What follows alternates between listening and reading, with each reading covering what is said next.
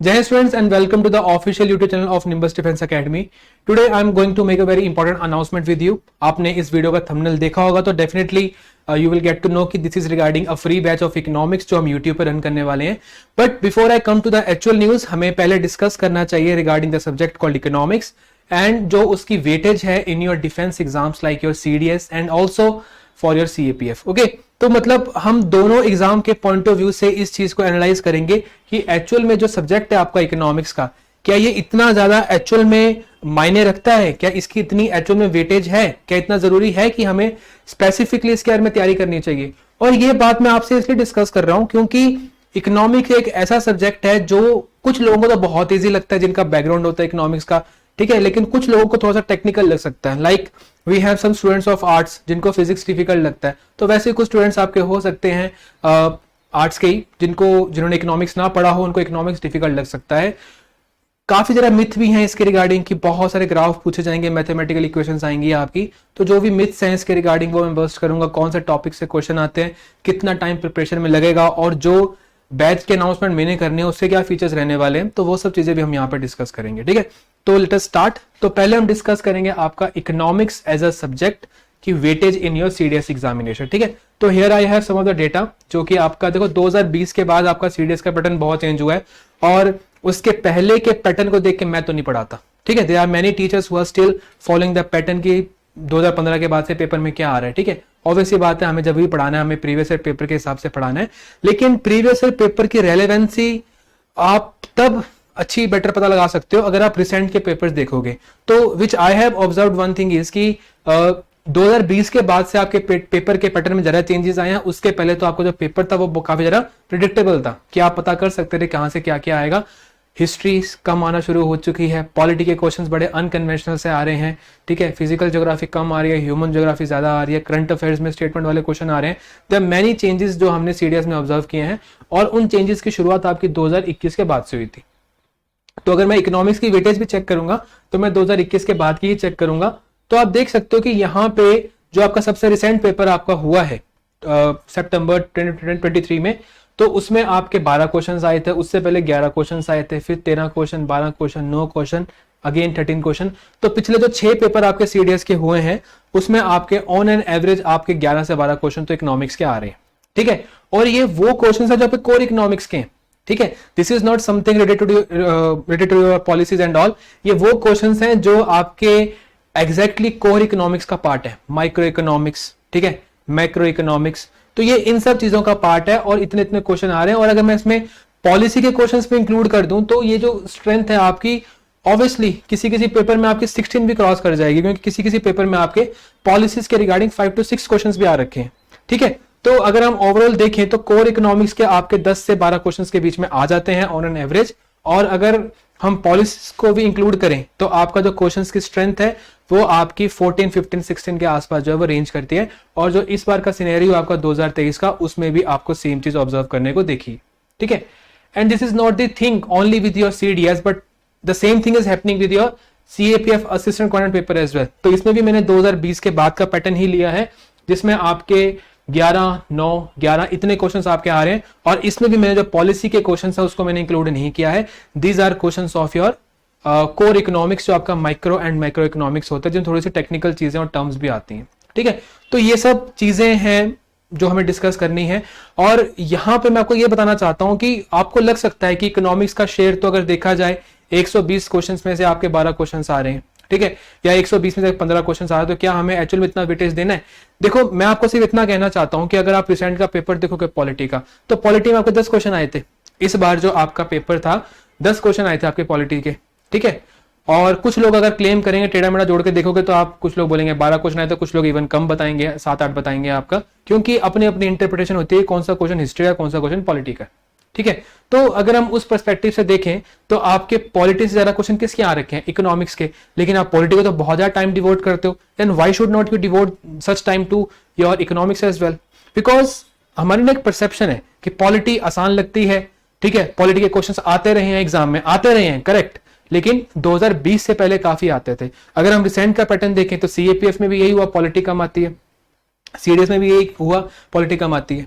ठीक है, आ रही है बेसिकली, आती नहीं है, कम आ रही है आजकल. ठीक है, मोर ओवर आपकी मॉडर्न हिस्ट्री जिसके 12 से 15 क्वेश्चन आ रहे थे, उसका एक भी क्वेश्चन नहीं आ रहा आपका, तो मॉडर्न हिस्ट्री पे आप इतना ज्यादा टाइम स्पेंड करते हो, देन माय एडवाइस इज कि why aren't you spending time on studying economics as well. You should give importance to economics as well, because outrightly leaving this subject in your preparation, it can be very disastrous for you. And trust me, इतना मुश्किल subject है नहीं है, बस हवा है, ठीक है, क्योंकि थोड़ा ना अनकन्वेंशनल सब्जेक्ट है. अगर आप बीए की डिग्री भी कर रहे हो तो इकोनॉमिक्स को हम थोड़ा टफ मान के चलते हैं, इसमें इतना ज्यादा ध्यान नहीं देते हैं हम आपका. स्कूल में भी अगर आप आर्ट्स के बच्चे हो तो बहुत रेयरली कोई होता है जो आपका इकोनॉमिक्स चूज करता है. कॉमर्स वाले चूज करनी पड़ती है कॉमर्स वालों को, ठीक है, तो बिजनेस कॉमर्स और साथ में वही चूज करते हैं, अकाउंट्स और इकोनॉमिक्स चूज करते हैं. बट थोड़ा सा ना है, मतलब मैं भी अपने स्टूडेंट्स में ऑब्जर्व करता हूँ कि they have some kind of bad perceptions regarding this subject. Economics के टफ है, लेंदी हो जाएगा, ग्राफ्स हो जाएंगे, क्या पेपर में इतना है.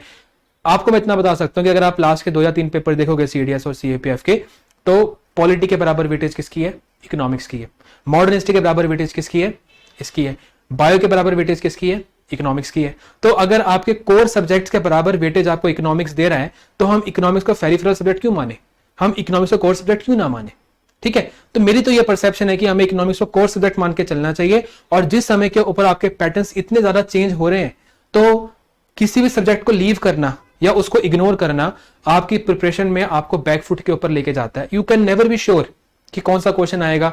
अभी स्टूडेंट्स हैं जो मॉडर्न हिस्ट्री को बहुत ज्यादा रिवाइज कर रहे थे, ठीक है, आपने देखा ना कि क्या हुआ, क्वेश्चंस बहुत कम आए हैं आपके सीएपीएफ में भी और सीडीएस में भी. The same thing happened in your NDA as well, same thing happened in your civil services examination जो आपका जून के मंथ में हुआ था. तो these kind of things are not new, the pattern is changing, everything is happening right now, and we also have to adapt ourselves to such situations. And in that case, मतलब I have decided कि मतलब I will be teaching you the most common topics that is asked in your CDS and CAPF examination. ठीक है, तो whenever we are talking about your CDS and CAPF examination, देखो पहले तो हम target करेंगे आपका CDS एग्जाम, क्योंकि पहले अप्रैल में वही आना है. तो इसीलिए जो ये सीरीज है इसको हम सीडीएस के पॉइंट ऑफ व्यू से हम तैयार करेंगे, ठीक है, और बाद में हम इसमें जो सीएपीएफ का जो करंट वाला पार्ट है हम उसको भी इसमें इंक्लूड करेंगे. ठीक है, तो बेसिकली जो आपकी ये सीरीज होने वाली है, जो आपके लिए मैं फ्री लेक्चर्स लाने वाला हूं इकोनॉमिक्स के, this is going to be helpful for both the students जो आपका CDS as well as CAPF दोनों के लिए प्रिपेयर कर रहे हो. ठीक है, मैं आपको बहुत जरा बोल्डली बता देता हूं इस चीज के बारे में कि CDS as well as CAPF both the exam can be taken care of with the help of these lectures that I am going to bring you. ठीक है, ब्रिंग फॉर यू. तो जो मोस्ट कॉमन टॉपिक्स आपके हैं जो आपके exam में आते हैं, तो फर्स्ट ऑफ ऑल तो आपका माइक्रो इकोनॉमिक्स का 1-2 टॉपिक्स आते हैं आपका. एक आता है डिमांड का कंसेप्ट, एक आता है आपका मार्केट का concept. You must have seen question regarding your monopoly, question regarding your oligopoly, questions regarding your monopolistic competition and also your perfect competition. तो वो आपका मार्केट के टॉपिक से होते हैं. ठीक है, then we have question regarding your price elasticity, we have question regarding your that graphs, demand curve की शेप कैसी होती है, ठीक है, और कैसी कैसी आपके चेंजेस होते हैं डिमांड कर्व में, कौन कौन सा फैक्टर पॉजिटिवली इफेक्ट करता है, कौन सा नेगेटिवली इफेक्ट करता है. तो all those things are part of your demand and market topics. तो जो आपका माइक्रो इकोनॉमिक्स का पार्ट होता है, तो basically we will be dealing with this kind of topics in 2 to 3 lectures, क्योंकि बहुत कम वेटेज है इसकी, लेकिन वेटेज तो है. तो we will be dealing with this topics in 2 to 3 lectures. और हम स्टार्ट भी आपका माइक्रो इकोनॉमिक्स से ही करेंगे. माइक्रो इकोनॉमिक्स क्या होता है बेसिकली आपको मैं वो भी बताऊंगा. तो जो आपका फर्स्ट लेक्चर होने वाला है इस सीजन का, जो इस सेशन का, उसमें हम डिस्कस करेंगे regarding your basics of introduction of economics and economy. तो पहले वाले कंसेप्ट तैयार कर लेंगे. बहुत सारी टर्म्स हैं जो आपको इकोनॉमिक्स को समझने में आसान कर देगी, तो उन सब टर्म्स के बारे में हम डिस्कस करेंगे. आपका फर्स्ट लेक्चर होगा. एंड देन जब हम सिलेबस वाला पार्ट स्टार्ट करेंगे, तो फर्स्ट हम करेंगे आपका माइक्रो इकोनॉमिक्स, जिसमें हम डिमांड एंड मार्केट्स के बारे में डिस्कस करेंगे. After that we will come to your macro economics. It is आपकी क्यूरियोसिटी को चैलेंज करेगा. आपको बहुत ज्यादा चीजें समझ आएंगी कि मतलब जो भी हमारी इकोनॉमी में हो रहा है, it is happening for a reason. There are people working day and night to make those kind of changes happen. तो ये सब चीजें हम डिस्कस करेंगे आपका मैक्रो इकोनॉमिक्स में, बिकॉज मैक्रो इकोनॉमिक्स का पॉलिसी पर्पस क्या है? Policy making. तो पॉलिसी होती कैसे, पॉलिसी बनती कैसे? पॉलिसी के लिए पहले आपको इकोनॉमी के डेटा चाहिए, जिसमें आप नेशनल इनकम कैलकुलेट करोगे. Then you will make policy with the help of RBI, जिसको हम मॉनेटरी पॉलिसी कहते हैं. Then you will make policy with the help of your ministry of finance, जिसको हम फिस्कल पॉलिसी कहते हैं. Then we have trade relations with rest of the world, जिसको हम बैलेंस ऑफ पेमेंट्स कहते हैं. देन महंगाई तो एक दिक्कत है ही आपकी. तो जैसे जैसे हम करके मैक्रो इकोनॉमिक्स को डील करेंगे, मैक्रो इकोनॉमिक्स जो टॉपिक्स जो कॉमनली आपके एग्जाम में आ रखे हैं, हम उससे डील करेंगे. And then we will come to your Indian economy. देखो, जब हमने बेसिक्स ऑफ कोर इकोनॉमिक्स पढ़ लिया, then we will apply these kind of concepts on our Indian economy, ठीक है, कि इंडियन इकोनॉमी की जीडीपी कैसी है, इंडियन इकोनॉमी की मॉनेटरी पॉलिसी कैसी है, फिस्कल पॉलिसी कैसी है, ठीक है, और इन सब पॉलिसीज को अप्लाई करते हुए, ठीक है, हमने कैसे अपने आप को ग्रो किया है सिंस योर 1947। तो 1947 से लेकर आपका आज तक का जो समय है, इसमें आपका एक फेज था प्लानिंग कमीशन का, जो आपके 5 ईयर प्लान्स बनाया करते थे।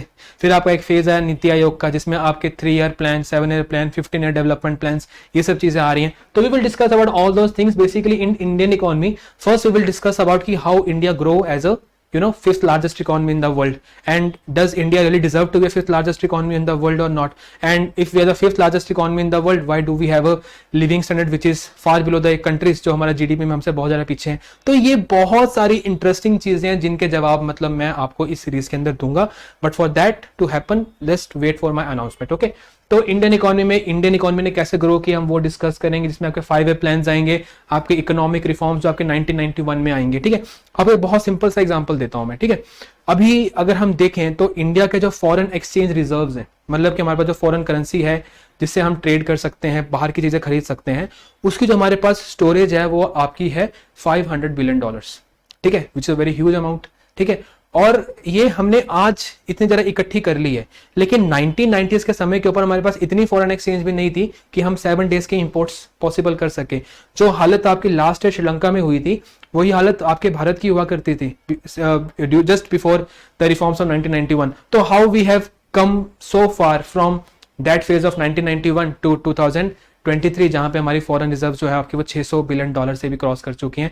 तो many things has happen around us, और वो कहीं ना कहीं जो चीजें हैं उन्होंने एक पॉजिटिव इंपैक्ट लेके आए। इंडिया ने कैसे ग्रो किया है, हमने कौन कौन सा रिफॉर्म लेके आए, और उसी से जुड़ी हुई करंट डेवलपमेंट्स कौन कौन सी हो रही हैं। करंट डेवलपमेंट के ऊपर बहुत सारे क्वेश्चन आते हैं, कौन सी नई पॉलिसी आ रही है, ठीक है, कौन कौन से इंटरेस्ट रेट चेंज हो रहे हैं, आपके बजट में क्या क्या चेंजेस आ रहे हैं हर साल, आपके इकोनॉमिक सर्वे का डेटा आपकी इकोनॉमी के बारे में क्या बताती है। तो देयर आर मेनी थिंग्स जो बहुत कुछ होने वाला है। देखो यहाँ पे आपको ना मैंने ब्रॉडली टॉपिक्स बताए हैं, but when I will be coming up with the lectures, okay, तो वो जो लेक्चर्स होंगे वो लेक्चर्स आपके ऑलरेडी टॉपिक वाइज लेक्चर्स होंगे, एंड बहुत इजीली, यानी कि आपको मैं एश्योर कर सकता हूँ कि आपका जो बैच है वो बिल्कुल कंप्लीटली आपका सिलेबस कवर करेगा, और ये बैच आपका स्टार्ट हो रहा है कल से, ठीक है।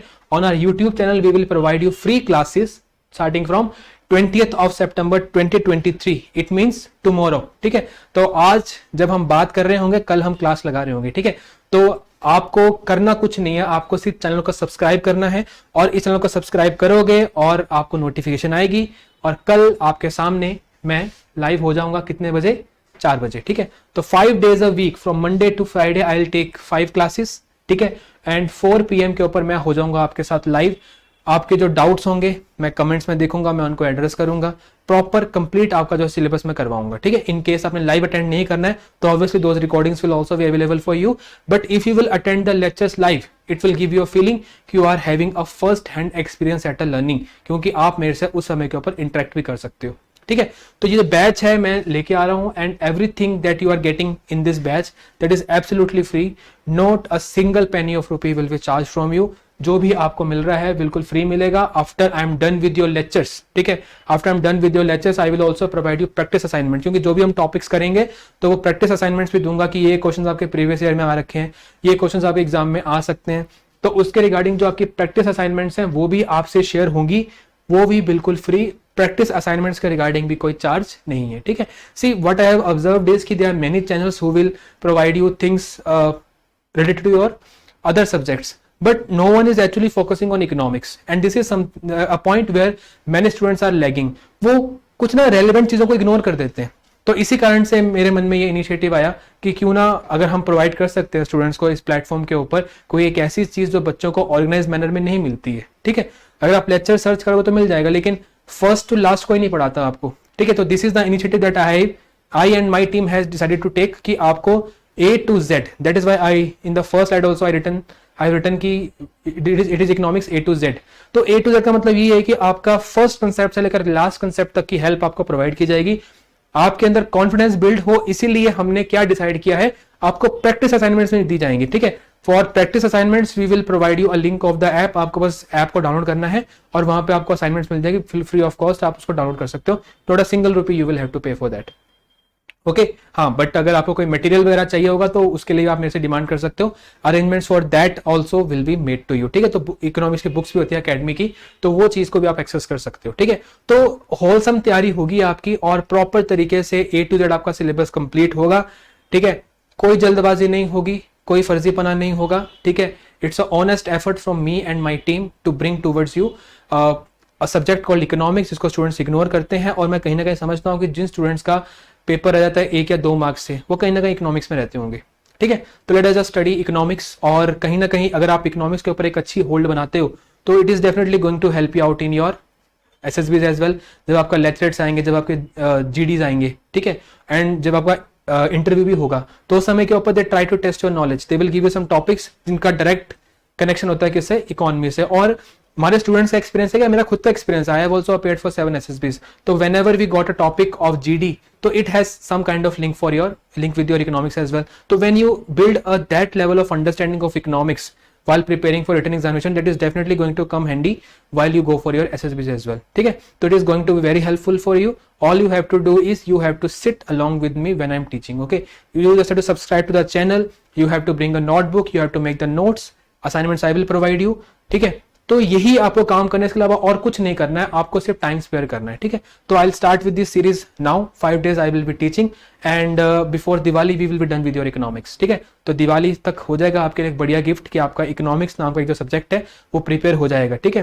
तो बेसिकली यहाँ पे ना हमने एक चीज डिस्कस की थी कि आपके करंट इवेंट्स के ऊपर भी क्वेश्चन आते हैं, तो कुछ करंट इवेंट्स तो आपके अभी होने हैं, जैसे आपका बजट आना है, आपका इकोनॉमिक सर्वे आना है, तो उसके बारे में हम बाद में डिस्कस करेंगे, ठीक है। लेकिन जो बाकी चीजें हैं उसके बारे में हम अभी से चीजों को डिस्कस कर लेंगे, यानी कि आपकी एक बार सीरीज कंप्लीट हो जाएगी, बाद में जो भी आपका करंट इवेंट होगा जिसका इकोनॉमी के साथ डायरेक्ट या इनडायरेक्ट रिलेशनशिप होगा, तो उसके बारे में हम एडिशनल वीडियोस को ऐड करते रहेंगे उसी प्लेलिस्ट के अंदर, ठीक है। तो you just have to what you have to do is कि you just have to attend the classes and wait for the information that I pass through this channel. You can also follow us on Instagram, जिसमें हम आपको additional information regarding classes and all, because I am not the only teacher who is going to complete a subject A to Z completely.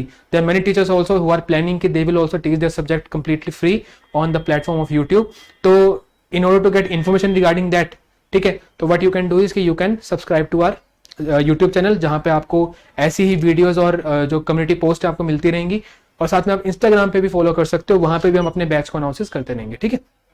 तो जय हिंद students, all you have to do is subscribe to our channel and see you soon for the live class tomorrow. जय हिंद।